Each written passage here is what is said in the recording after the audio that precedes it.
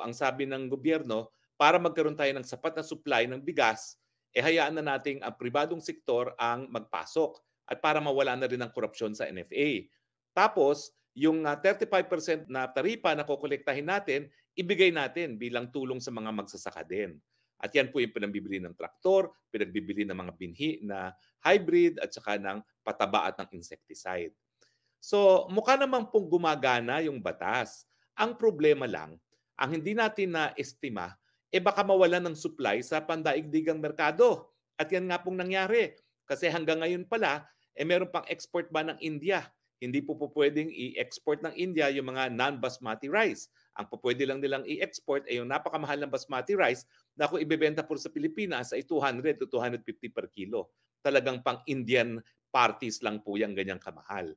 Dahil kulang po ang bigas worldwide, nagkukulang na rin ang mga supply dun sa mga dating mga bansa na napakadaming ine-export, gaya ng Thailand, ng Vietnam, at pati na ng Cambodia.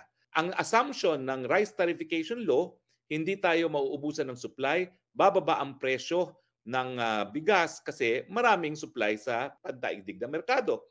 Ang nangyari po, dahil nga sa climate change, naubos ang supply. So kung may supply man, mataas pa rin ang presyo. Iniiwasan nila ay patuloy pang tumaas ang presyo ng bigas kasi ngayon po nasa 60 na ang bigas.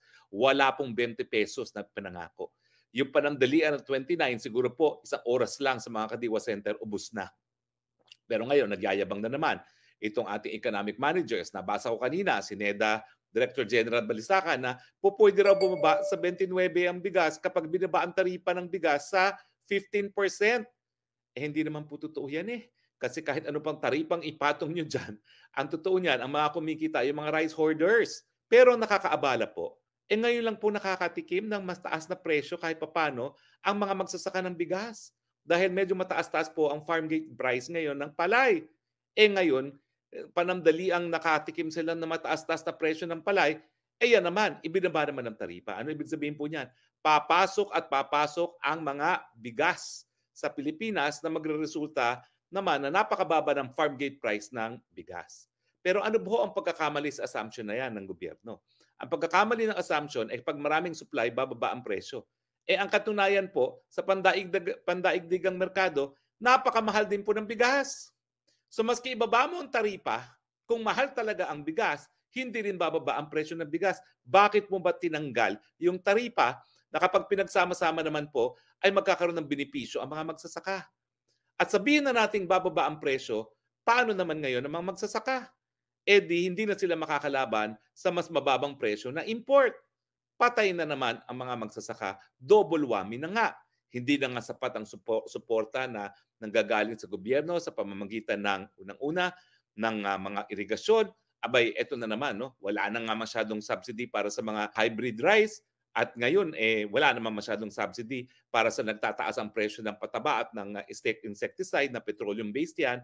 Ngayon naman, binaba pa ang taripa dahilan para baka bumagsak na naman ang presyo ng farm gate price.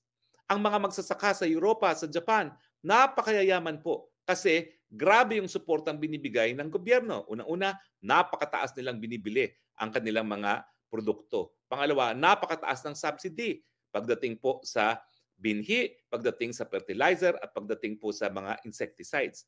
Dahilan po yan para yung mga bansa naman na nag-aangkat ng produkto sa kanila na napakamura ay po pwedeng magpataw na tinatawag na countervailing duties para patas po ang labanan.